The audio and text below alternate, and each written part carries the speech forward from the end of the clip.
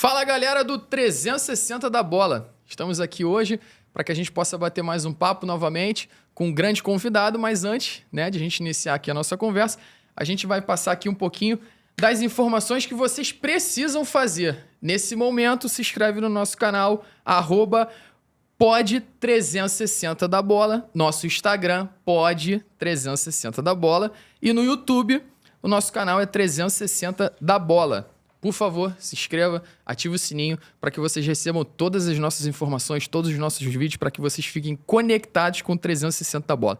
Estou aqui com o nosso querido Fred Ferreira. Por favor, Fred Ferreira. Um prazer dividir essa mesa aqui com vocês. Para quem não me conhece, eu sou o Frederico Ferreira, um dos hosts do 360 da Bola, CEO do Taticalizei o Futebol, onde eu atuo como scout e analista tático individual, e também sou tutor dos cursos de gestão da CBF. E tenho o prazer de estar aqui, dividindo essa mesa com o Leonan, meu grande amigo, e Luiz Fernando Pessoa, e com um grande convidado para a nossa Na Prancheta, Kleber Xavier. Vou deixar que vocês se apresentem aí e, Léo, toca esse barco aí pra gente. Luiz Fernando, por favor, uma honra estar ao seu lado. Opa, só estou aqui para completar. Sou mais um jogador em campo e Luiz Fernando Pessoa, sou tutor da CBF Academy no curso de gestão de futebol e Master. E agora estou elaborando um curso onde vou ser tutor de gestão financeira para clubes de futebol. Quer dizer, eu procuro o tema mais de jogo do mercado e vamos falar um pouco de cada coisa aqui. Vamos lá. Vamos lá, a gente está com o nosso quadro hoje do Na Prancheta e o nosso convidado é o Kleber Xavier. Kleber, antes das suas considerações, nosso primeiro episódio, uma honra ter você aqui. Saiba que você foi de grande referência para todos nós jovens que hoje a gente atua nas categorias de base ou que já atua nas categorias de base. Dentro de tudo aquilo que você fez pelo futebol, e continua fazendo pelo futebol, sabe que para a gente é uma honra muito grande poder ter você aqui como nosso primeiro episódio. Obrigado, Leonan. Eu que agradeço. Obrigado, Luiz. Obrigado, Fred. Falar de futebol sempre é bom. Dar esse giro aí, né? Esse 360. Como diz o nome do programa, 360. Vamos lá. Vamos lá. A gente colocou alguns conteúdos aqui, algumas perguntas, algumas reflexões. E a primeira pergunta que a gente tem: quem é Kleber Xavier? Kleber Xavier é um gaúcho do Alegrete. Churrasco? Alegrete. Gosta de churrasco? Muito, né? Churrasco e o bom chimarrão. Bom chimarrão.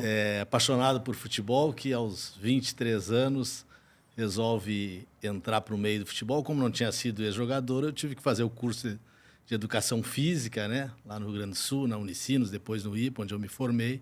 E, paralelamente, eu começo no Inter em 88 como treinador de categorias de base. Depois eu vou para o Grêmio em 96. Passou em quais categorias, Clebinho? No Inter, quase todas. Todas as categorias. Das pequenininhas, da formação... de escolinha. No Inter, eu fui da escolinha até o juvenil.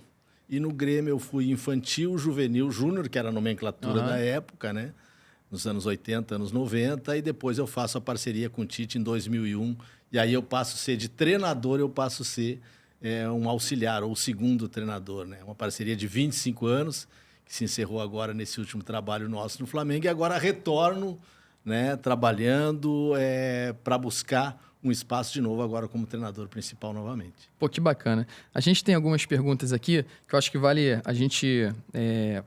fazer essas perguntas para que ele possa gerar algumas reflexões para as pessoas que estão nos assistindo.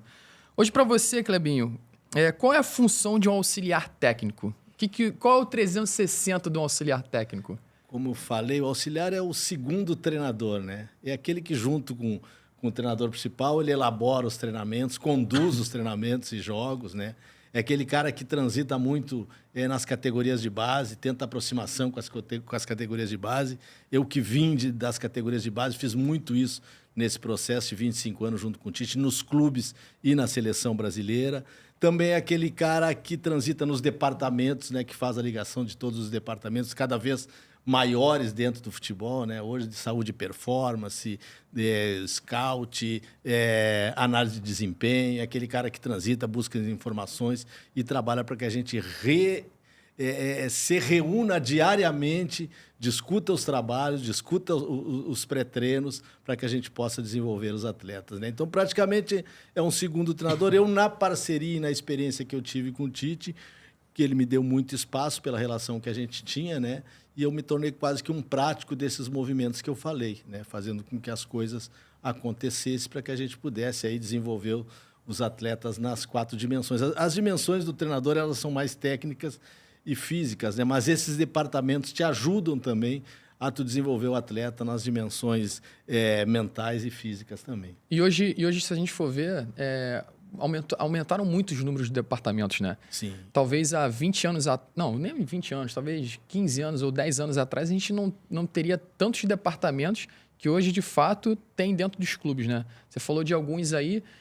Como é que você faz essa análise assim de lá atrás para hoje? O quanto que traz de benefício para o dia a dia todos esses departamentos, essas informações para que vocês possam levar isso para dentro do campo? É muito benefício, né? Até porque na época, quando eu comecei com o Tite em 2001, eu era, além do auxiliar, eu era o analista, eu era o fazia scout, tudo. eu era o Dividia assessor todas de as imprensa, funções, né? dividia as funções e fazia ligação direta com praticamente dois profissionais, né? O preparador físico e o médico, né? E hoje ampliou muito. Hoje tu tem o departamento de saúde e performance, profissionais especializados, aí entra na área de nutrição, entra na área de psicologia, entra na área de scout, que a gente possa aperfeiçoar mais a busca desses atletas. Hoje é uma realidade, as duas que eu vejo mais evolução assim dentro do departamento é a análise de desempenho e o scout, né? Então, a prova aí diariamente, praticamente que no futebol brasileiro, a busca de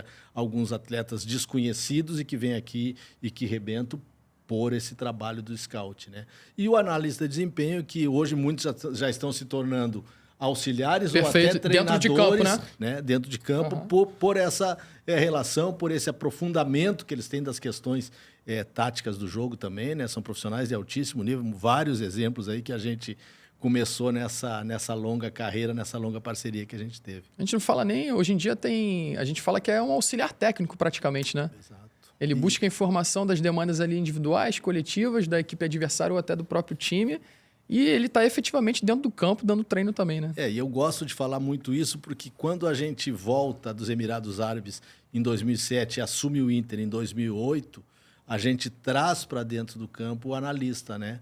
Que era o Maurício Dulac na época, que foi auxiliar do Odair por um longo tempo. Hoje é o chefe do Departamento de Saúde e Performance do Fluminense. Pô, que bacana. Né, do profissional. Legal. Então, o Maurício vem para dentro do campo e todos os analistas que trabalharam com a gente depois numa escola que a gente criou no Corinthians, com o Cifute, né, o Centro de Inteligência do Futebol, que tiveram vários analistas que saíram dali, Fernando Lázaro, Bruno Baquete, o Endel, e por aí vai. O menino que está com Carille hoje no Vasco, que é muito bom, me fugiu o nome agora, mas muito bom profissional, em seguida eu lembro, entendeu? Então a gente consegue desenvolver esses profissionais, trazendo ele para dentro do campo, para que eles desenvolvam o trabalho junto com a gente, servindo também como auxiliar. O próprio Tomás, que segue na seleção brasileira, como o primeiro analista do Dorival, né? O Kleber, vejo, se a gente fizer uma analogia aos outros esportes, como tipo o voleibol, tudo isso, você vê isso acontecendo. A comissão técnica tendo uma participação, não só na dinâmica da semana, ou do mês, ou do treinamento, como no momento do jogo mesmo, o que acontece com isso. Você acha que isso é uma realidade? Outra pergunta em seguida. E os técnicos estão percebendo que eles estão precisando dessa equipe de forma tão emergente que eu me lembro de você toda hora levantava e falava lá. E isso acontece em vários. Hoje em dia você vê, quando tem aquele tempo técnico, uma metade vai para um lado, metade vai para o outro, tem de tudo. Quer dizer, a participação não é mais de coadjuvante, é um protagonismo muito claro ali. Perfeito. Isso é uma relação que está acontecendo saudavelmente? Ou é assim que acontece? Mas como é que você diz que essa relação acontece no jogo jogando mesmo? Eu sou da época que até 2012 o auxiliar ficava na cabine, a com comunicação radinho, era né? pelo radinho. Depois de 2012 a gente desce para o campo, né? E eu posso falar do trabalho que a gente tem, que eu tinha, né, como auxiliar junto ao Tite, que sempre abriu tanto para os analistas como para os auxiliares na condução dos treinamentos, né, na execução dos treinamentos e também nos dias dos jogos, né? Então a gente faz uma divisão com um analista em cima, passando para outro para um outro analista, para um auxiliar em cima, passando para outro auxiliar com o radinho embaixo, o auxiliar que trabalha direto com ele, o auxiliar mais atento à parte defensiva, o auxiliar mais atento à parte ofensiva, essa liberdade de se movimentar, de poder interagir direto com o atleta. Isso o Tite abriu muito, e os treinadores dessa nova geração, todos, né? Todos, a partir desse movimento, todos estão valorizando muito os seus auxiliares. Eu gosto de citar um exemplo do Jardine, que hoje é um treinador nosso com sucesso, né, que tem 2 auxiliares lá, o Paulo, um grande profissional, o Felipe agora um grande profissional, o Gustavo, que estava com ele, depois saiu, um grande profissional. Então, cada vez mais, o auxiliar, por isso que eu chamo que o auxiliar não é apenas um auxiliar, ele é o segundo treinador. Né? Então, pode ser 2, pode ser 3, eles são os segundos treinadores, e os treinadores dessa nova geração, principalmente, abrem muito para isso, se discute muito isso, e é uma decisão conjunta, né?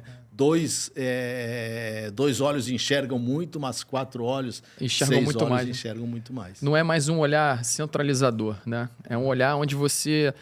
o líder, ele dá braço para que os liderados possam cada vez mais trazer informações e também fazer com que esses liderados se sintam pertencentes ali, onde de fato ele vai dar uma informação que é muito pontual e que vai gerar qualquer tipo de benefício para o aspecto coletivo. Você acha que isso está refletindo na hora de contratar um técnico? Ele já leva a equipe dele porque, mais ou menos assim, ou o clube... vou contratar um auxiliar, tudo isso. Não existe mais isso, né? Já vai uma equipe, né? Até por esse motivo, porque o técnico se adaptar. Me lembro, você ia lá no Tite, o Tite ouvia. Muito claro, na TV a gente sentia isso. Mas impor essa percepção de que um ouve o outro... Até eu tinha esquecido do nome, é o Denis, né? Auxiliar do Carille, que trabalhou com a gente no Corinthians, excelente profissional. Então, assim, a gente dá esse espaço, o Tite dá esse espaço, eu dou esse espaço, e a gente valoriza muito o profissional da base também, né? Em todos os clubes, por eu ter vindo da base, em todos os clubes por onde eu passei, e na própria seleção brasileira, as reuniões diárias, por isso que eu digo que uma das funções do auxiliar técnico é esse deslocamento na base, a conversa diária com os treinadores de todas as categorias e abrir espaço para que esses treinadores também subam e junto com a gente consigam... porque é o processo do clube, é tu levar e tu deixar um legado no clube. Né? Também a formação também dá espaço para grandes profissionais. Então, uma série de profissionais, tanto na parte técnica e tática, como também na parte física, que eram auxiliares, hoje viraram profissionais principais e que a gente teve a felicidade de abrir esse espaço. E é preciso disso. Né? Eu acho, hoje, o futebol não tem mais volta de uma comissão técnica ser reduzida. Ela tem que ser maior. Mas eu também não vejo, né? Agora eu estou saindo dessa função de auxiliar e estou voltando a ser um treinador, entrando nessa transição. Eu tenho o meu auxiliar técnico, eu tenho outros auxiliares que eu possa levar também, mas eu gostaria de chegar no clube que me der espaço com um auxiliar e um preparador físico e abrir para os profissionais da casa, que tem grandes profissionais, e a gente poder também valorizar o crescimento do clube também. A minha pergunta sobre isso é porque eu sempre estou olhando o setor, né, a economia. Com a entrada dos técnicos estrangeiros hoje, se esse procedimento for levar uma equipe, sacrifica a mão de obra local, que é formada. Porque eles contratam um argentino, um português, seja o que for, o cara leva meia dúzia. Pô, mas tinha lá outra meia dúzia que estava pronta, preparada para isso. Então, eu vejo que as contratações não têm sido só no técnico, tem sido vertical. Perfeito. E isso atrapalha a mão de obra local, de oportunidade. É por isso que eu vejo a ideia, né, do projeto desportivo do Perfeito. clube, o que o presidente do clube, ou o diretor, ou o executivo do clube entendam como contratação. Eu não fico preso a isso. E eu também vejo a entrada de profissionais do exterior aqui no Brasil como uma questão positiva que ajudou para que a gente se desenvolvesse. Principalmente os treinadores portugueses. Eles trazem para cá uma forma de gestão bem trabalhada, de gestão de grupo, de gestão de comissão técnica. Eles trazem também metodologias de treinamento avançadas, e isso é bom para que a gente cresça, mas a gente tem dentro do Brasil grandes profissionais dessa nova geração que a gente pode dar esse espaço. Por isso que eu digo, depende muito de cada cabeça e da cabeça que vai te contratar. né? Eu tenho uma equipe grande, eu posso formar uma equipe grande, mas eu gostaria de entrar com uma equipe pequena e valorizar os profissionais da casa. Isso é muito legal. E vale ressaltar também que disso tudo que você está falando, lógico que outros clubes vocês fizeram também e fica muito claro, até porque os grandes profissionais que vocês conseguiram ascender e gerar um fluxo lá para o profissional são meus amigos. Então foi o caso do Marlon, que hoje está na Arábia Saudita, o caso do Júnior Bezerra, preparador físico, o Arthur Peixoto também. Grande profissional. Então eles assim conseguiram fazer um case onde de fato eles conseguiram subir profissionais da categoria de base para o cenário de futebol profissional, que se a gente for ver também, né, Kleber?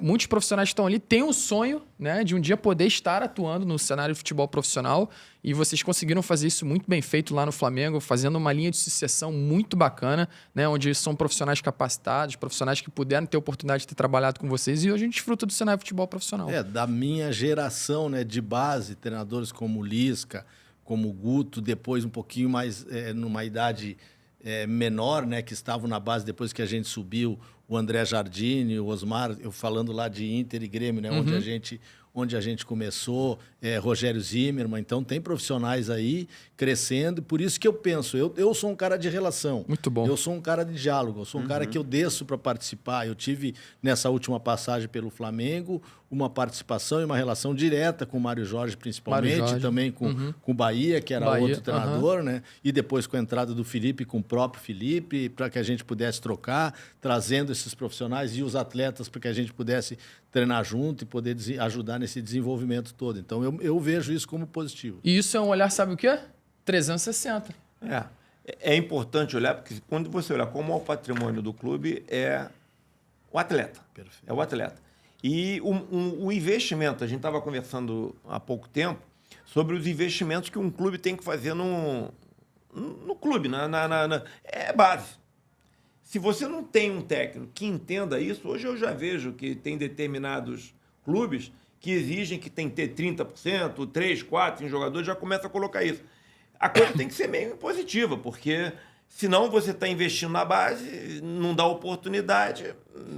E é cíclico, né, Luiz? Assim, todos os grandes clubes já tiveram esse momento de investimento maior nos seus atletas. Hoje, como projeto, fica claro o trabalho do Palmeiras, né, de formação e de trazer esses atletas para o profissional, o trabalho que o Abel faz, o profissional junto à base. No Inter, com a chegada do Roger, isso está sendo feito também, colocado jogadores da base no grupo profissional, para citar 2 exemplos marcantes, assim, né? E a gente, até no próprio Flamengo, ali com a subida do Everton Araújo, que tem recebido oportunidades com o Felipe, fez alguns jogos como titular, né? Então tem uma série de... O Brasil sempre foi, né? Teve essa quantidade de jogadores bem formados, né? E a oportunidade ela tem que ser dada.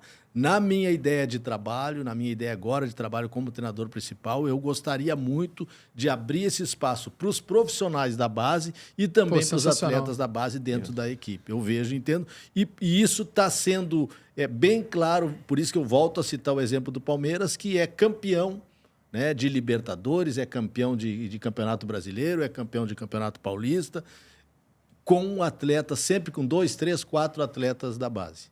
Clebinho, suas palavras aqui foram realmente uma aula para quem acha que a gestão de uma comissão técnica é apenas escalar os 11 titulares. Então, a gente vê e escuta de você, né, com vasta experiência, que é muito além disso, né? A gente trabalha com pessoas, a gente trabalha com desenvolvimento não só de atletas, mas como de profissionais, né, com esses N cases que você trouxe aí pra gente. E agora, já passando para a nossa próxima pergunta, a gente vem pegando nesse lado o Kleber treinador, que é o que a gente quer saber, né, que é o seu próximo passo, né, voltando ao passo inicial. Quais são os desafios diários da vida de um treinador? Né, o dia a dia, o que você enfrenta, né, em campo, fora de campo, em casa, né, qual é tudo que o 360 que envolve, né, o dia a dia de um treinador e os maiores desafios? O desafio diário para mim é gerir um grupo de atleta, gerir uma comissão técnica e um grupo de apoio, né? Para isso a gente precisa muito nos clubes da ajuda do executivo. Eu sempre acho que um trabalho paralelo e forte de um executivo de futebol junto ao treinador e todo o círculo que vem em volta, né?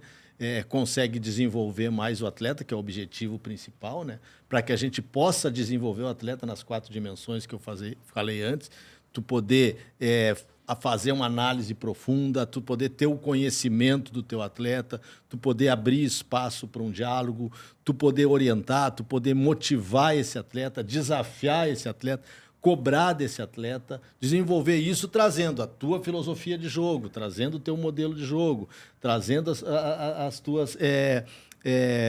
a tua forma e a tua metodologia de treinamento paralelo ou de acordo, alinhando expectativa junto com quem vai te dirigir. Né? Saber do projeto esportivo que está te contratando, aquilo que ele quer, ter uma troca forte para te poder desenvolver o atleta em todos esses detalhes. Então, isso é a vida de um treinador. O objetivo final é o quê? É o principal, que é o atleta, é desenvolver o atleta nessas 4 dimensões.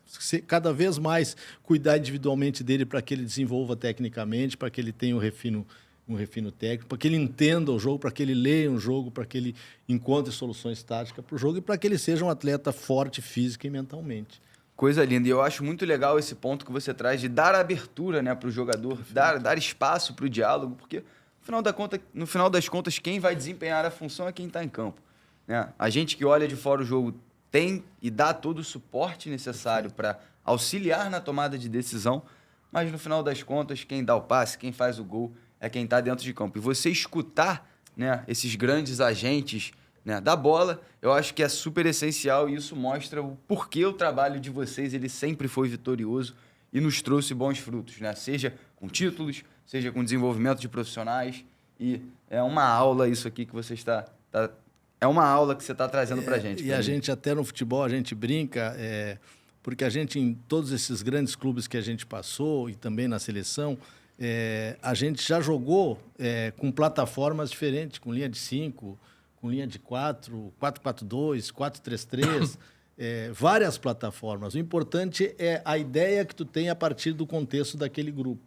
Tu fazer uma análise do grupo de atletas e, a partir daí, desenvolver esses profissionais. E quando tu chega, a gente foi campeão no Corinthians de 2010 a 2016, que foi a nossa segunda passagem, com conquistas importantes, mas a gente passou no Corinthians em 2004, numa situação difícil do Corinthians, o Corinthians caindo para a segunda divisão, quase caiu no Paulista, né? E aí a gente assume no Brasileiro, nos jogos iniciais, e também fica uma fase difícil lá brigando, chegamos a estar em último no campeonato, e depois tivemos uma sequência positiva e por um ponto a gente não classificou para a Libertadores.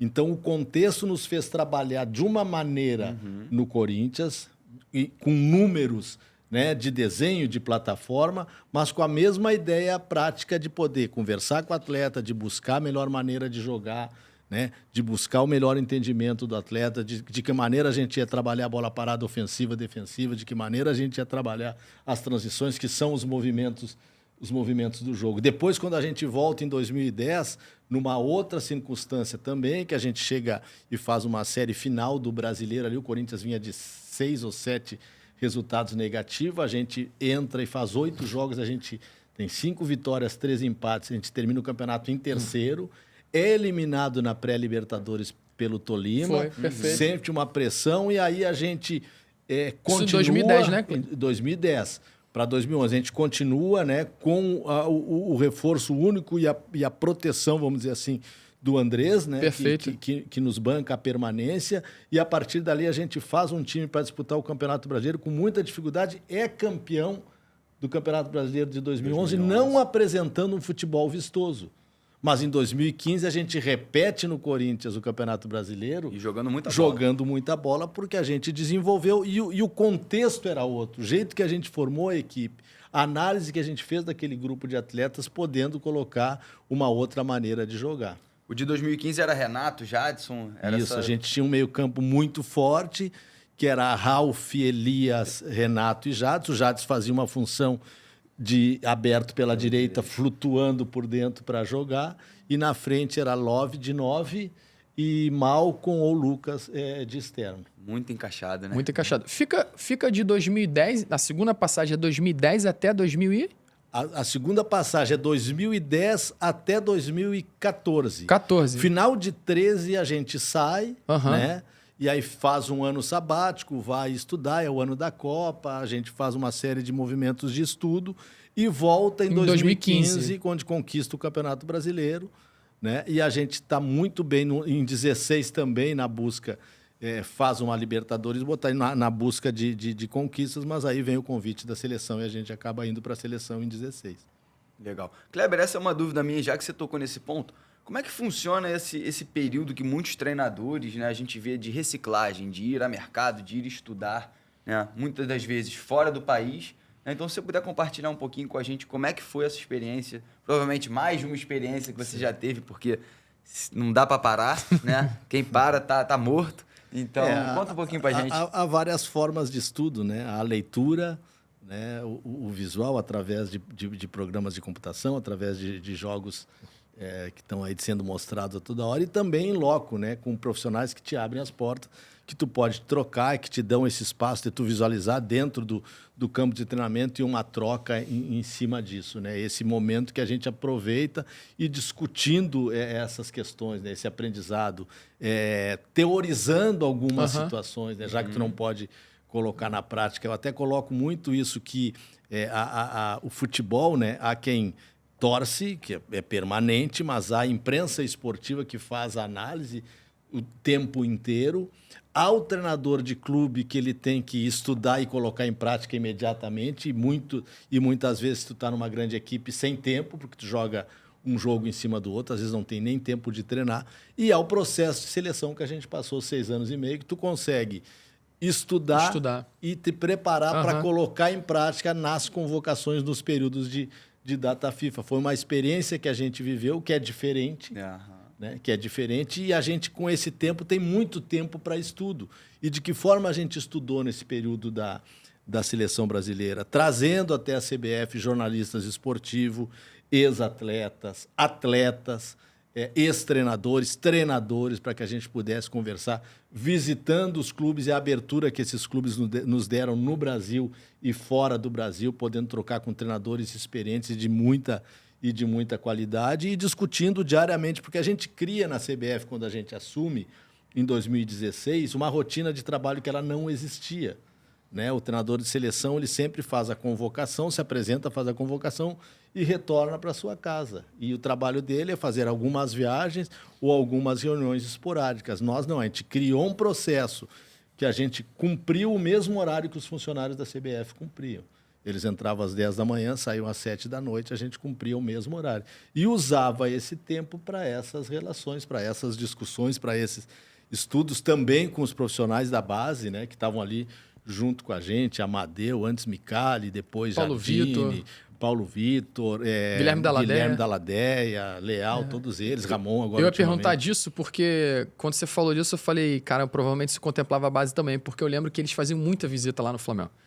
O Dalladéia, o Paulo Vitor, todos eles sempre faziam visita para conversar com a gente, para perguntar o que a gente estava fazendo, para falar de jogador. Na verdade, vocês verticalizaram todo o processo, base profissional, né? Perfeito.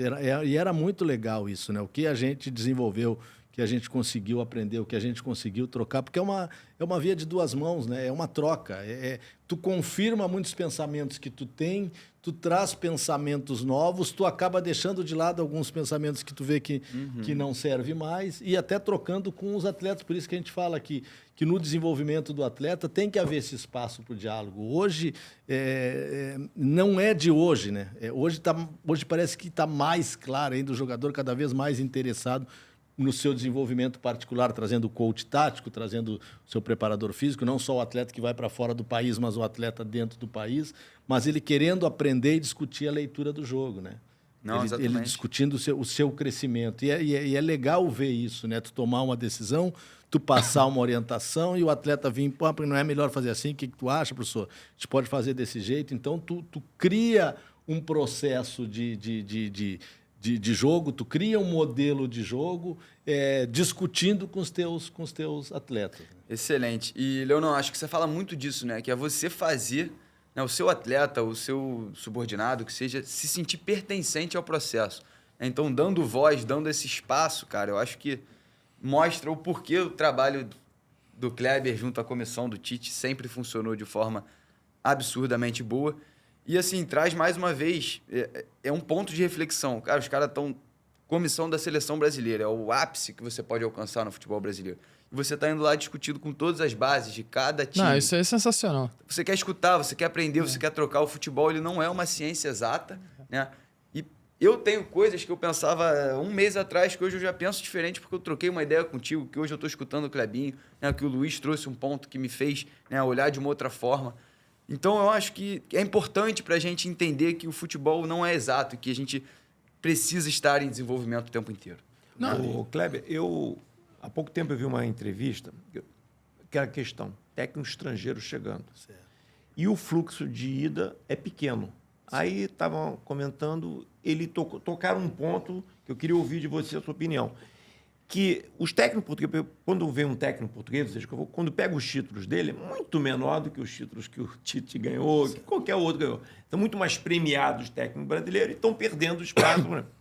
Aí, o ponto que pegaram, que a academia, né, as licenças, tudo isso, no mundo português, europeu, até o argentino, começaram há mais tempo. Então, os técnicos, como estudaram antes, as academias, eles estão mais preparados agora. Quer dizer, foi o resultado de uma academia, que hoje a CBF faz no Brasil inteiro. A CBF não faz isso aqui. Faz no Brasil inteiro essa parte de academia. Você coloca esse ponto, que os técnicos lá não são tão premiados, mas por estratégia eles aprenderam o mercado de hoje há mais tempo. Onde é que você coloca esse fluxo negativo que a gente está? Também. Mas tem uma questão no futebol brasileiro que às vezes a gente deixa de fora, que é o treinador brasileiro é muito bem pago aqui. Ele sempre foi muito bem pago aqui. Então ele deixa de buscar em outros lugares esse espaço, principalmente na América. Hoje está havendo uma saída de alguns treinadores do Brasil, né? Tu tem, que eu falei, o Jardine ali fora, aqui, falando na relação da América, né? O Jardine no México, o Thiago Nunes no Chile, o Gustavo no Chile, o Anderson, que andou no Chile, se eu não estou enganado, ou no Peru, o Maurício o Barbieri, que esteve teve no México, né? Entendeu? Estão saindo alguns treinadores. E tem muitos treinadores saindo para o mercado asiático que a gente nem ouve falar, que estão lá fora. Agora, para um mercado europeu, que é o mercado mais difícil, aí pesou muito essa questão. Pesa muito a questão da formação, que a gente não tinha esse espaço, demorou muito para criar esse espaço, e também a questão da língua para alguns. Né? Não são todos os grandes treinadores que o Brasil formou que tinham uma linguagem, né, do inglês ou do espanhol mais clara, né, do idioma mais claro. Isso dificultou muito. O argentino já saiu mais fácil, até muitos porque também jogaram lá na Europa. Perfeito. Né? Grandes treinadores argentinos, eles ganham espaço na Europa porque jogaram muito tempo lá também e puderam ter a linguagem. Né? Agora, do Brasil, tu vê treinadores como o Thiago Motta, que jogou muito tempo, que agora recentemente saiu da Juventus. O Felipe, que teve uma passagem grande no Atlético de Madrid, que está aqui agora fazendo um grande trabalho. É um profissional que pode abrir um mercado para ele lá fora, porque esteve lá fora, também isso facilita. Então, são esses detalhes assim que dificultaram um pouco a saída de alguns treinadores brasileiros para o exterior. Eu acho que esse movimento também... Você pega o Nordeste. Hoje o Nordeste está numa realidade que nunca teve. Quantos times do Nordeste hoje estão muito?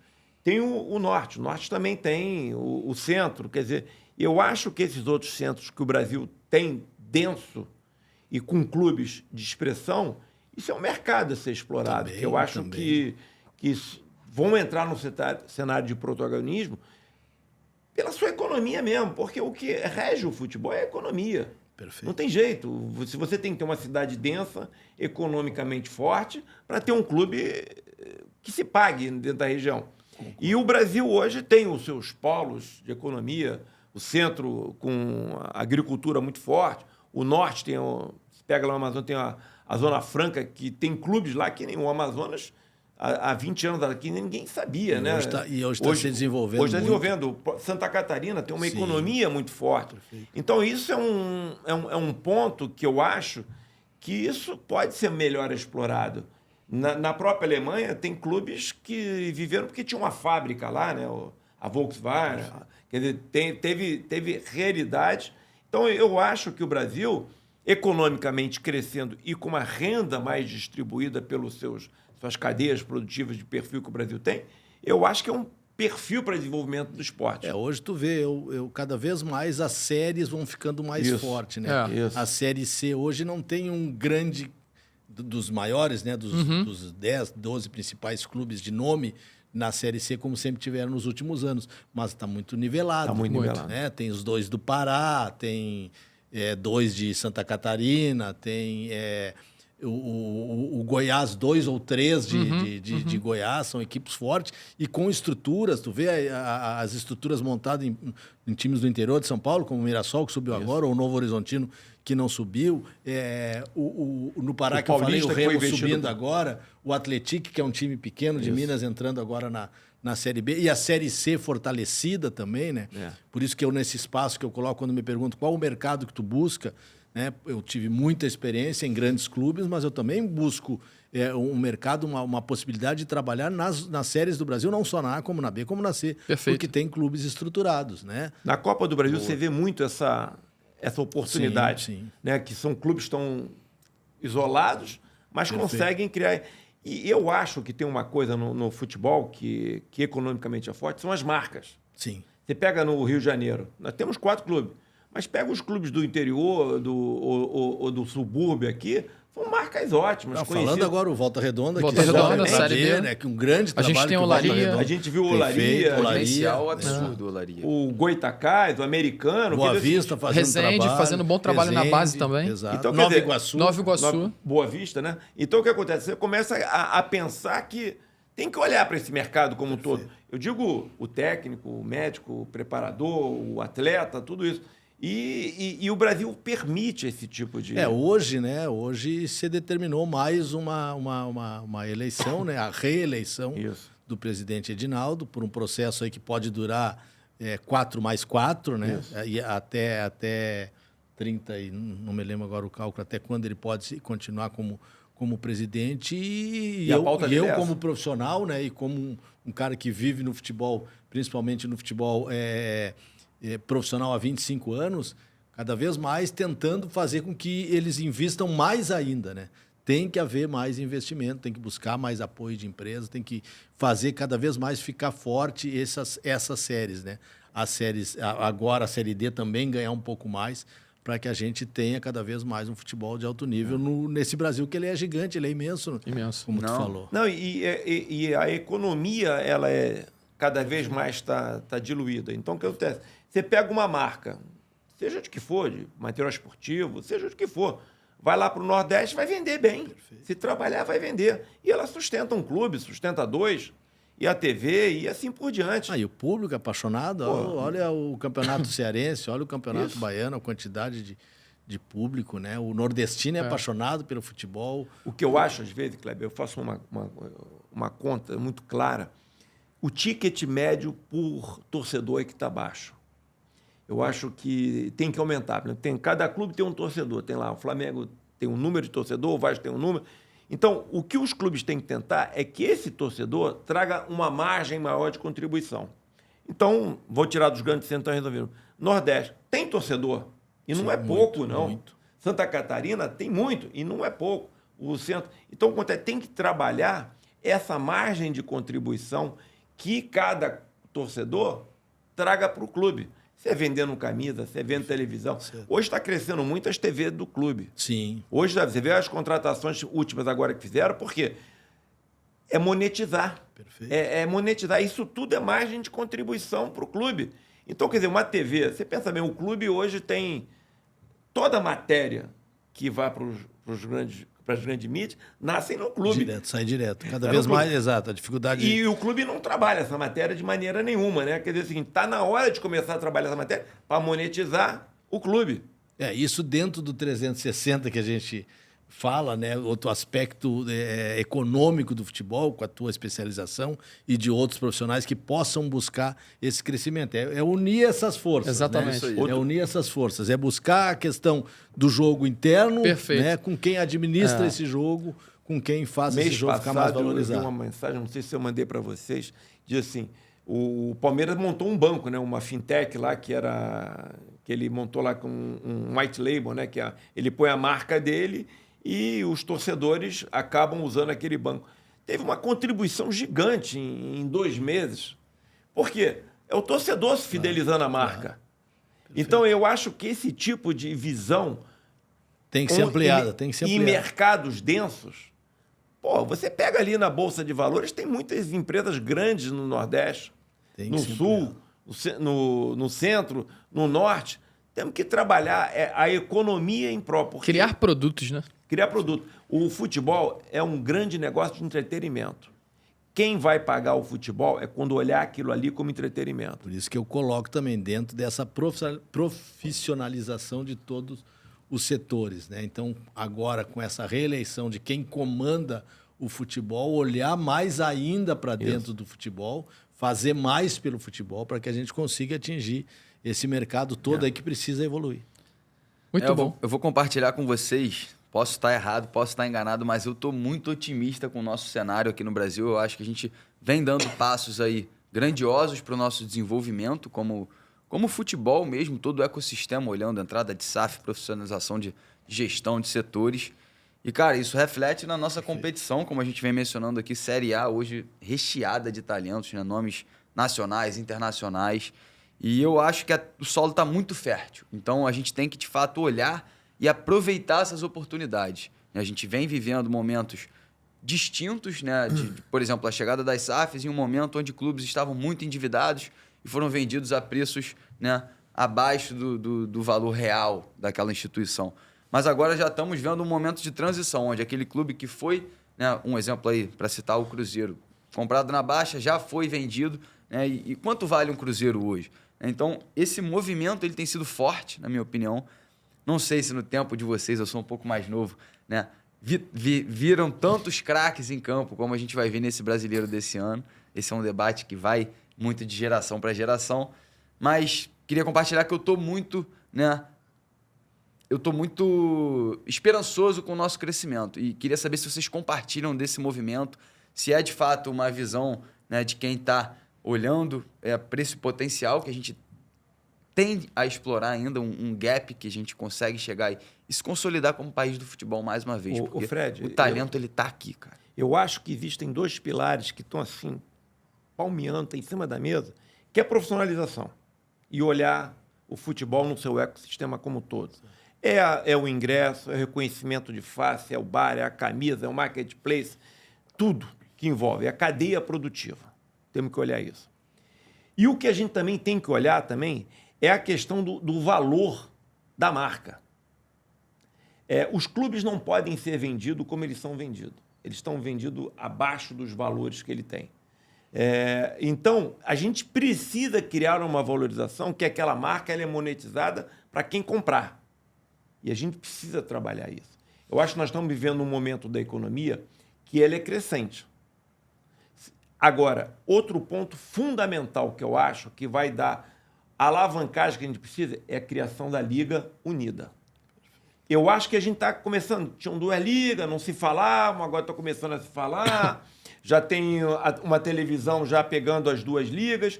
Então é o seguinte, precisa ter essa liga. Não existe nenhum país que alavancou no futebol, que pode ser basquete, que pode ser em outros esportes, que não teve uma liga para se comunicar com a economia, com o que traz o dinheiro. Então, eu acho que a profissionalização do clube e a criação de uma liga vai transformar a nossa pizza, vai aumentar. Porque não adianta pegar o mesmo pedaço e ficar dividindo. Tem que aumentar a pizza. E dar mais sabor para ela. Não, e dar mais sabor para ela. Então, tem que profissionalizar cada clube e temos que criar uma liga. Porque quem sustenta o futebol é o consumidor e os patrocinadores colocando. Isso vira o produto. Perfeito. Dando sequência... A gente acaba saindo da prancheta pra caramba, né? Resenha, 360 da bola não tem jeito. Aqui, ó. 360 não fica numa coisa só. Não fica numa coisa só. Voltando aqui pro nosso... Volta pra prancheta, Leonardo. Volta pra prancheta.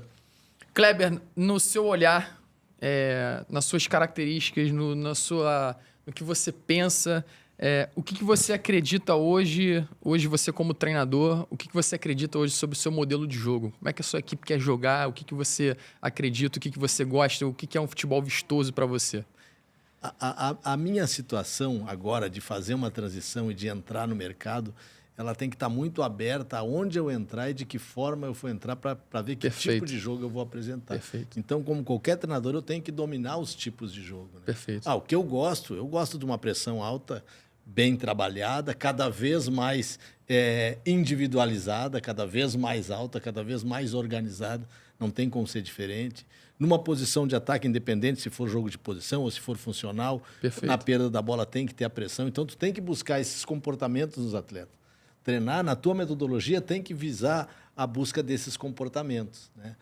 Cada vez mais, tu tem que sair com essa bola de trás mais qualificada. Perfeito. Também depende da situação e o momento que tu vive, mas tu tem que buscar a saída, seja com 4, sustentada ou não, seja com 3. A criação média de jogar com jogadores em amplitude e jogadores em meio espaço, ocupar esses corredores com qualidade e essa forma vertical ou uma forma mais paciente, depende do tipo de jogador que tu tem. Por isso que a primeira coisa que tu tem que fazer é a análise do material que tu tem, dos atletas Perfeito. que tu tem para desenvolver o teu jogo. Agora, o meu jogo, o que eu gosto de ver é uma equipe que pressione alto, né? Que na perda dessa bola pressione e, se não pressionar, volte, feche, temporize, compacte. E para jogar, que propõe o jogo, que seja protagonista.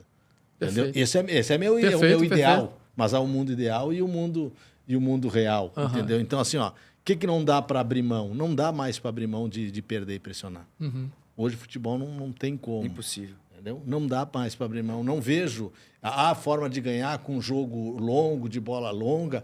Mas é difícil. É difícil. Né? Fazer um jogo mais vertical em vez de um jogo mais apoiado pode até ser.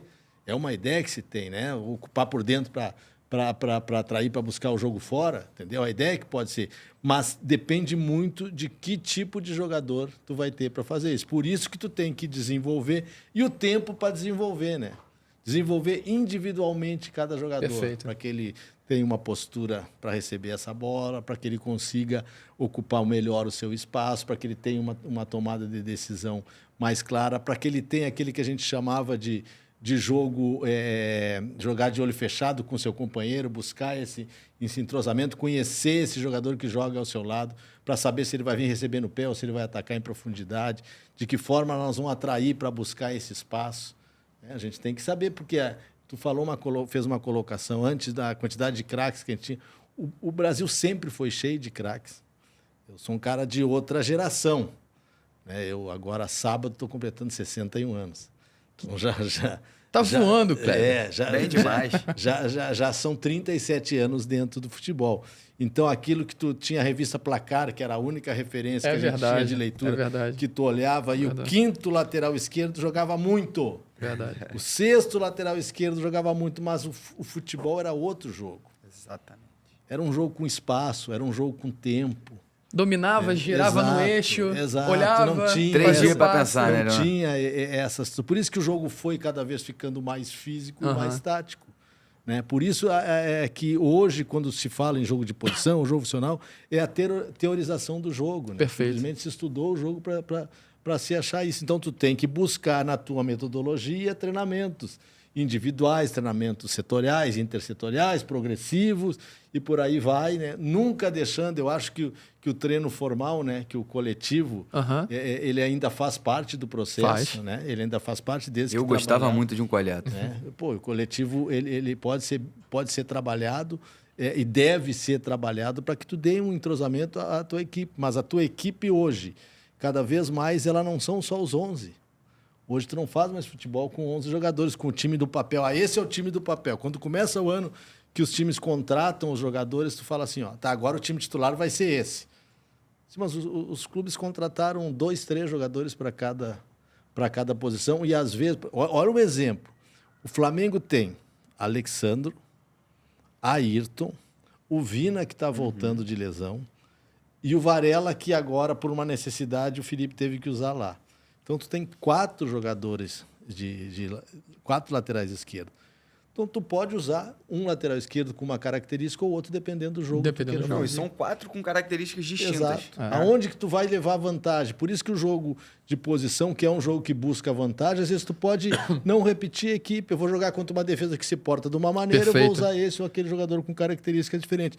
Mas todos os jogadores têm que estar inseridos dentro de um processo dessa relação Perfeito. clara, sabendo das suas funções, sabendo das suas características, podendo discutir, deixar claro para ele de que forma ele vai usar e se sentir pertencente. Muito bom. Entendeu? Então, assim, ó, eu fiz um podcast recentemente agora, que foi aqui até, que é o Conta e Manda, que, assim, quando tu sai do trabalho, como eu parei de trabalhar em outubro, né? Tomei a decisão de fazer a minha transição. Então, de lá para cá, eu tenho estudado, entendeu? Com o meu auxiliar, com o meu preparador físico, conversado com várias pessoas do futebol, tomado um café, almoçado, participado de podcasts e de entrevistas, e aquilo tu fica teorizando e colocando para fora, né, os teus pensamentos. Perfeito. O que eu sinto falta, o que me ansia? O treino. O treino, a falta de estar no campo. E por que Porque eu sou um cara competitivo.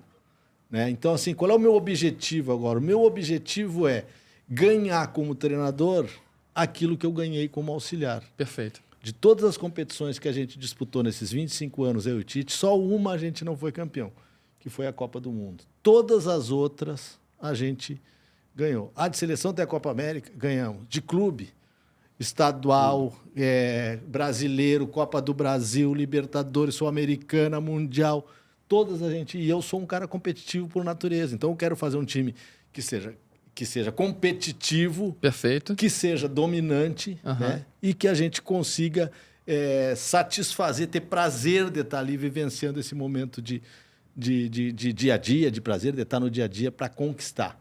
Né? Porque é duro o dia seguinte após uma derrota.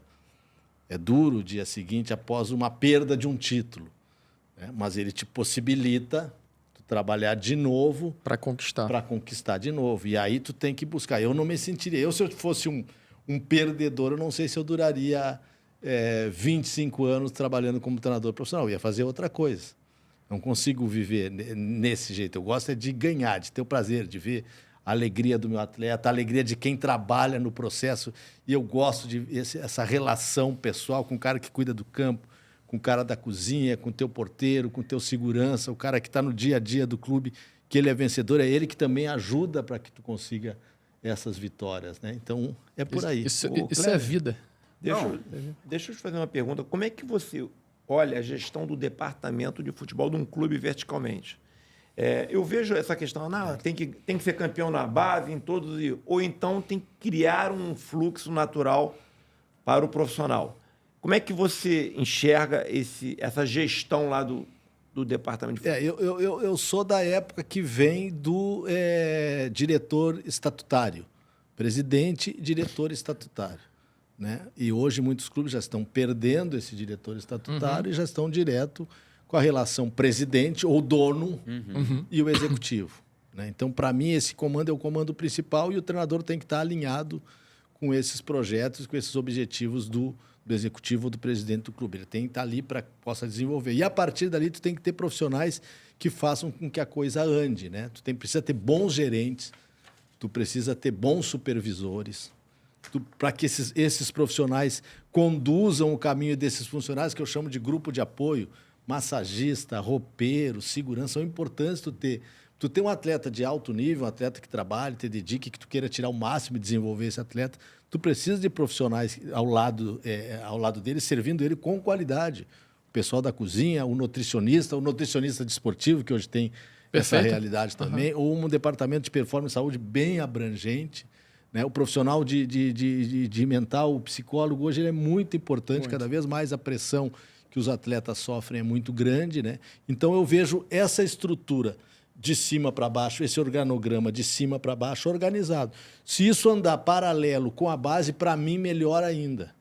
Muito bom. Né? Melhor ainda. Fazer uma direção para que isso aconteça. Eu trabalhei agora, recentemente, com um profissional que eu respeito muito, que é o Luiz Carlos, né? O Luiz Carlos Azevedo, que saiu agora do Flamengo, foi para o Atlético Mineiro, um cara que trabalhava na base, veio para ser o gerente do profissional na saída do Fabinho e que nos ajudou muito, que nos deu muita condição. Então, esse tipo de profissional, O Brasil tem vários, entendeu? Todo clube grande sempre tem essa figura, né? Hoje a CBF tem na figura do seu quadro, através do Rodrigo Caetano, o executivo, tem o Cícero, tem o Dimas, que era do Santos, então tem profissionais. Precisa que quem comande esse processo em cima deles, ou o dono de clube, ou o presidente, dê a eles a liberdade e a condição de conduzir esse processo. E que ele se alinhe ao treinador para que faça com que esses departamentos trabalhem em conexão. Né? Eu acho que a forma de gestão que a gente sempre usou, o Tite, é uma forma de gestão humanizada.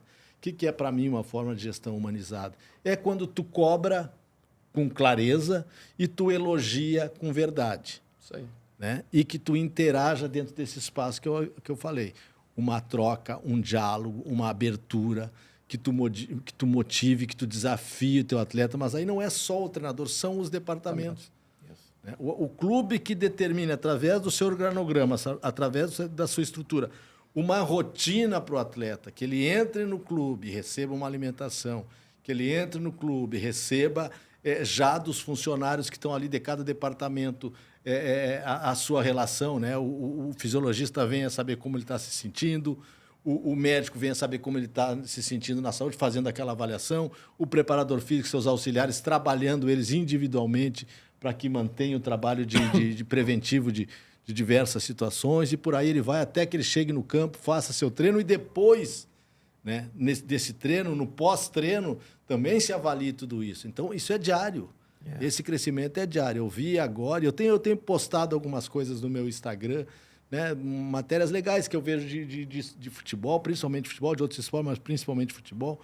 O Hulk como exemplo no Atlético, né? Entendeu? Absurdo então, o tratamento ali pré-pós-jogo. Exato. Então, todo mundo que chega lá, chega o menino da base que sobe e vê um Hulk treinando daquele jeito, né? É uma referência. Uma referência. Então, é importante essa vinda desses atletas de altíssimo nível de volta para o futebol brasileiro, ajuda muito isso, né? E a vinda de jogadores estrangeiros, por isso que eu não fecho essa questão de fechar o mercado, também por ser jogadores importantes, também ajuda no crescimento. É o atleta que sobe da base, Perfeito. saber utilizar, saber enxergar aqueles grandes atletas que estão ali e saber, junto com eles, fazer parte desse processo. Que legal tu montar um time que tu tenha grandes jogadores do Brasil que voltaram para cá, que tu tenha estrangeiros que sejam jogadores que entreguem mesmo, que se dediquem, e que tu tenha meninos que subiram e fazer um time com essa mescla aí. Perfeito, bom demais. Coisa linda. Só para contextualizar para as pessoas rapidamente, até porque a gente já está quase encerrando. O Clebinho falou aqui do modelo de jogo, do que ele pensa, né, em relação ao jogar. E, Clebinho, queria que você passasse um pouquinho também, para que as pessoas que estão nos ouvindo, falar um pouquinho sobre metodologia de treino, né? Quais são os formatos de treino. Então, ele falou do modelo de jogo, Certo. da ideia, do que ele pensa em relação ao jogar. Agora ele vai falar um pouquinho sobre a metodologia, do como fazer isso dentro do campo. Então, assim, Clebinho, fica à vontade para falar um pouquinho sobre os formatos de treino. Se você usa jogo reduzido, dinâmica de passe, jogo comportamental, técnico específico. Cara, assim, o treinamento, para mim, ele começa com dinâmica de passe e com rondo. Maneiro. Né? Ele começa a desenvolver a qualidade do Eu teu gostava passe, muito interagir com o teu, O rondozinho com o teu, aqui, quem com o não teu gosta? parceiro. O rondo que faz tu sair de situações, tu repensar, tomar uma decisão diferente, tu perder essa bola e já pressionar, te leva a esses comportamentos que eu falei. Individualizar o treinamento, também fazer treinamentos setoriais, né, de conteúdo para aquelas linhas que tu tem, a primeira linha, a segunda linha, fazer essa questão progressiva, Perfeito. né, de sair de uma linha para outra, esses trabalhos intersetoriais. E eu tenho um trabalho de fechamento, que a gente chama. Aí tu entra na dinâmica tática, que tu vai dar o teu padrão à equipe, né? E tu entra no sentido de o complemento, né? Que eu sempre falo, que é o final. Tu fazer um complemento individual ou setorial para aquele ou para algum jogador, ou para outro, ou para dois ou para três, que tu possa desenvolver. A gente tem N exemplos, né? Eu sempre falei assim, ó, hoje o Wesley do Flamengo vive um momento maravilhoso. Perfeito. Né? Quando a gente chega no Flamengo, ele tinha sido lançado pelo Sampaoli, e o Sampaoli já deu a ele uma ideia, né, e uma sequência de trabalho. Quando a gente chega, a gente tem 3 laterais, que é o Varela, o Matheus e o Wesley. A gente faz 12 jogos finais de 23, e aí a gente decide liberar um para poder dar espaço para os outros. Decide liberar o Matheus, que tinha proposta do Corinthians, e começa a desenvolver o Wesley individualmente, com trabalhos de complemento. O Matheus pegando muito para fazer esse trabalho com ele, às vezes eu, às vezes o Sampaio, e depois na mão do Felipe essa continuidade. Então, assim, ó, eu acho que a continuidade de um treinador, ela faz desenvolver muito o atleta. Às vezes também acontece porque o Brasil, a nossa cultura aqui é a cultura de quebrar essa sequência, né? O treinador perfeito. fica um pouquinho, já vem outro. E o Flamengo, por maior que seja e pelas conquistas que teve recente, fez muito isso, né? De quebrar, foram muitos treinadores em pouco tempo. Então, alguns jogadores conseguem aproveitar isso e o Wesley conseguiu aproveitar. Então, trabalhar o atleta individualmente, fazer com que ele trabalhe no seu treino montado ou no seu complemento nos finais do treino, ajuda muito a esse crescimento, né? E aí tu vai para os setores, vai para o coletivo, vai para o formal. A metodologia e que eu falo assim, ó, ela muito de tudo isso que eu falei, dessas relações executivo-treinador, treinador-departamentos, né? Ela tem que ser conduzida por reuniões diárias. Perfeito. Para mim, tem que ter reuniões 2, 3 vezes por semana com todo o departamento e diariamente tem que ter reuniões para que tu discuta o pré-treino, para que tu discuta o pós-treino e para que tu trabalhe dentro de uma sequência, né?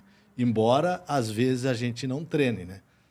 Dependendo do nível do teu clube, daquilo que tu disputa aí agora, nesse calendário novo, tu joga Copa do Brasil, Brasileiro e Libertadores junto, é o treino do vídeo. É isso aí. Mas o vídeo hoje é uma ferramenta maravilhosa. Por isso, cada vez mais a importância do analista de desempenho. Você gosta, Fred, do vídeo, do análise de desempenho? Eu gosto um bocadinho, Leonardo. E é até legal que você trouxe esse case aí do Wesley, né? Que é interessante ver que vocês já pegaram para fazer esse desenvolvimento com o garoto, deram espaço. E ele é um case muito legal de que, cara, vou buscar informação além, né?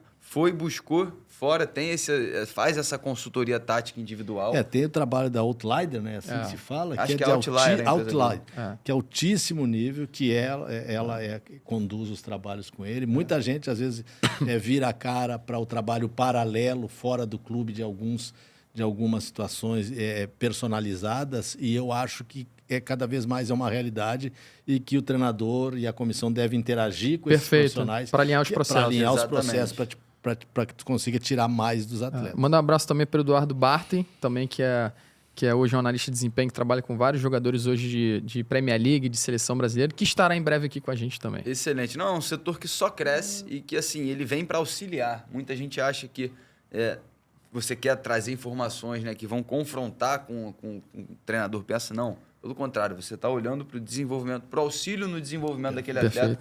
E eu acho que, Kleber, alinhar com a comissão que esse atleta está inserido no contexto é o melhor dos cenários. Falou disso aí, meu irmão. O olho do Fred até brilha, meu irmão. Pergunta final? É ela? Chegamos ela. No último momento aqui. Pergunta final.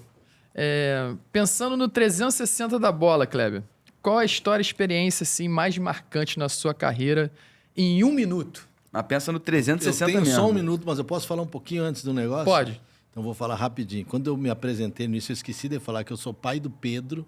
Pai do Pedro. Que tem 31 anos, profissional de educação física. Abraço, Pedrão. É nosso amigo, então, de trabalho. Alegre, isso. Abraço, Pedrão. É dono da PLX, um estúdio de treinamento funcional, ginástica natural, e pai da Nina, que tem 7 anos, que mora comigo aqui no Rio. Muito bom. Marido da Geórgia, assistente de direção de cinema. Que beleza. E falando da história, uma história que tu quer que rapidamente, em 1 minuto. Em 1 minuto, o espião do Corinthians, 2001, final, Grêmio e Foi você? E Corinthians, claro, era eu, o famoso espião. Né? Eu lembro disso, Globo Esporte, não foi? Primeiro você tava lá em cima no cantinho. Primeiro jogo 2-2, não jogamos bem, Vanderlei Luxemburgo. Foi 2001. Eu tinha 11 anos, eu lembro disso, cara. Trabalho com o Tite, primeiro trabalho, meses de Grêmio. A gente tinha sido campeão gaúcho em 6 meses e veio a final da Copa do Brasil. Nós tínhamos um time com grandes atletas, Mauro Galvão, Danley, Zinho, Roger, mas o Corinthians tinha um timaço, com o Danley, que era o treinador top da época, Marcelinho Carioca, Ricardinho, Kleber, Miller. Só fera. E nesse jogo, primeiro jogo, 2-2 no Olímpico. Nós estávamos tomando 2-0, empatamos o jogo e fomos para o jogo final lá tendo que ganhar. Porque empate de 0-0, 1-1 dava Corinthians, que era gol fora qualificado, e 2-2 ia para pênalti. E naquele jogo, a diferença do time do Corinthians era o André Luiz, um lateral esquerdo do São Paulo, que jogou no Corinthians, jogava muito, chegou a jogar na seleção, jogando de segundo meio-campista junto com o Marco Senna. Foi outro grande meio-campista. E ele ficou fora porque ele tinha sido suspenso. E o Tite pediu, vai lá olhar, tenta entrar e ver o que o Vanderlei vai fazer. E como é que tu entrou, cara? Porque o treino era aberto, era no Parque São Jorge, eu dei um jeito e entrei como eu dou o meu jeito. E aí eu tava num cantinho escondido, né? Atrás do gol? Atrás do gol, Eu lembro, sozinho. eu lembro. Longe... Não, normal, longe da torcida, porque lá jogava o Scheid e jogava o Paulo Nunes estava lá e eu conheci do Grêmio, eu tentei ficar num canto que não me visse, longe da torcida, porque acontecesse alguma coisa eu não estaria perto da torcida. E aí me descobriram, me tiraram para fora, tive que sair, mas eu consegui ver quem jogava no lugar que era esse objetivo, como ele montou, ele jogou com o Otacílio, que era um primeiro meio-campista, jogador mais de destruição, de construção, e a gente organizou uma marcação para aquele tipo de jogo que ia acontecer e para o jogo que nós pretendíamos. Ganhamos 3-1, quase 4, jogamos muito dentro do Morumbi com mais de 100 mil pessoas e fomos campeões da Copa do Brasil. Não se faz analista como antigamente. Coisa linda. Tá vendo? Um espião tático. Espião tático. Tem Hoje em dia jeito. tem a scout, tem tudo, os caras vão Manda contra drone, e tal. né? Não manda Pô, mais maneiro, profissional lá pra sensacional, fazer, cara. O Excelente. Kleber, eu lembro disso. Eu tinha 2001, eu tinha 11 anos. Eu lembro disso saiu no Globo Esporte. Isso é Os seguranças matéria, foram lá, te pegaram, te desceram da arquibancada. Não, Eu lembro disso perfeitamente. Em tudo quanto é Saiu lugar. tudo. Depois, quando eu saiu cheguei tudo. em Porto Alegre, que a gente foi fazer o desfile, lá, pô, os caras botavam o olho assim, espião. Eu pô, chegava nos restaurantes em Porto Alegre, não pagava. Ficou uma coisa porque aquilo viralizou, né, cara? Muito bom, e cara. logo em seguida eu me apresento ao Corinthians, a gente vai pro Corinthians em 2004, né? E os mesmos seguranças Estavam me lá. recebem. Aí o Tite falou, ó, vou mandar tirar você, né? Não, mas já recebeu diferente com um abraço, né? Outros 500. Isso faz parte. Você entregou muito no Corinthians também, né? Entregou bastante. Foi uma passagem. Deu uma aí das devolução. Paguei Pagou bem. Paguei bem. A Copa do Brasil Com juros e correção. Bom demais. Vamos para o momento final aqui, Kleber. Obrigado demais por você ser extremamente proativo com a gente aqui do 360 da Bola, para que a gente possa te ouvir um pouco, para que as pessoas que estão ouvindo a gente também cada vez mais tenham a oportunidade também de poder vivenciar e ouvir um pouco um profissional que, com vasta experiência, com vivências assim, tanto na categoria de base como no cenário de futebol profissional também. Então, a nossa ideia, de fato, é disseminar essas informações, esses conteúdos, para que a gente possa trazer cada vez mais profissionais do mercado da bola, para que a gente possa ouvir e fazer com que aquela pessoa, aquele jovem, aquele profissional que está te ouvindo, possa acender aquela chamazinha ali, cara. Com essas informações eu posso estudar, me desenvolver e, quem sabe, um dia também desfrutar desse lado do futebol profissional, do futebol da base, ou seja, dentro daquilo que você sonha, tá? Então, muito obrigado, de verdade mesmo. É um prazer imenso poder estar aqui compartilhando e estar ao seu lado aqui na nossa mesa. E considerações finais, a gente fica aberto aí. Eu quero também, Kleber, agradecer mais uma vez, né, como o Leonan falou, a sua presença, por estar aqui com a gente. Muito importante esse bate-papo. Poder escutar de um profissional super, mega capacitado. E dizer que eu me relaciono muito com como você vê o jogo, né? Pensando nesse lado humanizado, dando voz a quem faz parte do processo. Esse fazer o pertencimento ao processo, para mim, ele é chave, né, dentro do futebol, e a trajetória da sua carreira mostra que isso também traz resultados, né, positivos no quesito vitórias, títulos, que é a ponta final que a gente sempre escuta do outro lado da moeda. Então, mais uma vez, reiterar, muito obrigado, né? Foi um prazer receber você aqui, um papo super descontraído e de muita valia, que eu tenho certeza que vai ajudar muito aos amigos que estão ali escutando a gente a conseguir entender um pouquinho mais desse 360 que a gente fala tanto, que é o ecossistema do futebol, que precisamos de profissionais como o Kleber, e desejo todo o sucesso nessa sua nova jornada. Obrigado. Beleza, meu amigo? Kleber, eu fazendo um resumo do que eu vi aqui, eu achei muito legal que você falou pouco das suas vitórias, falou de algumas derrotas, mas o que quer dizer isso? Que na vida a gente aprende com as derrotas e as vitórias ficam aí marcadas, viram história. Então você tem uma história que eu vejo pela frente que é de aprendizado, porque a pior derrota é a próxima. Exato. Então, você não sabe qual é que vai vir. As que você teve, você embrulhou bonitinho e virou. E as vitórias viraram conquistas. Eu acho que você tem um perfil assim muito legal como profissional, que olha o futuro com o que você viveu do passado. Obrigado, Luiz. Obrigado vindo de ti, que é uma pessoa experiente, vindo dos meninos aqui. Eu fico gratificado, fico agradecido pela oportunidade e dizer para vocês dois, principalmente, que tem aí um podcast, que tem uma página de Instagram, que estão criando, vocês três, um novo podcast, que isso é muito importante para essa nova geração do futebol brasileiro e, quem sabe, mundial. Não sei como funciona isso em outros países, mas aqui no Brasil é muito importante. Tem muita gente boa aí, com muito material, que a gente está sempre olhando, sempre aprendendo, né? E eu estou muito feliz em poder participar aqui com vocês e que seja um sucesso o 360 da bola aí. E vamos seguir acompanhando aí com as grandes personalidades que vocês vão. Muito bom. Kleber, como é que a gente te acha nas redes sociais? Pode ser para aquela câmera ali, ó. Ali, Clebinho Xavier, no Instagram. Clebinho Xavier no Instagram. @Clebinho Xavier. @Clebinho Xavier, que deve ser naquele que eu não sei dizer o nome. Tred? Como é que você diz? É o mesmo. É o mesmo então também. @Clebinho Xavier. Fred, como é que a gente te acha aí no Você Instagram? vai me achar lá no Tati Calizeio Futebol e também no meu pessoal, @fferreira3. Que eu não conhecia através do Leonan, que me mandou ontem. É muito bom. Já dei uma olhada rápida e vai estar no meu dia a dia. Ruim não, né? Tá ruim não. Tá muito bom. Luiz, como é que a gente te Imagem e acha? informação. Você me acha no Instagram, @luiz.fernando.pessoa. E no LinkedIn, como eu falo muito da parte de gestão, Luiz Fernando Pessoa, no LinkedIn. Galera, para quem quiser me seguir, o meu @LeonaKP.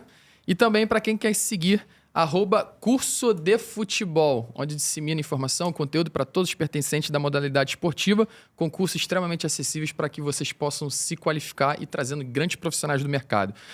Nosso @ do Instagram do 360 da Bola. Vamos lá, Pod 360 da Bola, @Pod 360 da Bola é o nosso Instagram e o nosso YouTube é 360 da Bola. Se inscreve, ativa o sininho, comentários, compartilha, que a gente sempre vai ter convidados, sugestões também, que a gente sempre vai ter convidados aqui. Pode mandar bronca também. Pode mandar, não pode? Não tem problema não, né, Luiz? Não tem problema. É importante, né? É importante aprender. As derrotas nos fortalecem. As derrotas nos fortalecem sempre. Então, se inscreve no canal aí, compartilha com todos os amigos. A nossa ideia é promover, disseminar informação para que a gente possa ter um ambiente aqui saudável de aprendizado. Beleza? Fechado? Clebinho, só uma de palmas pro Clebinho, por favor. Muito bom. Valeu, galera. Até a próxima.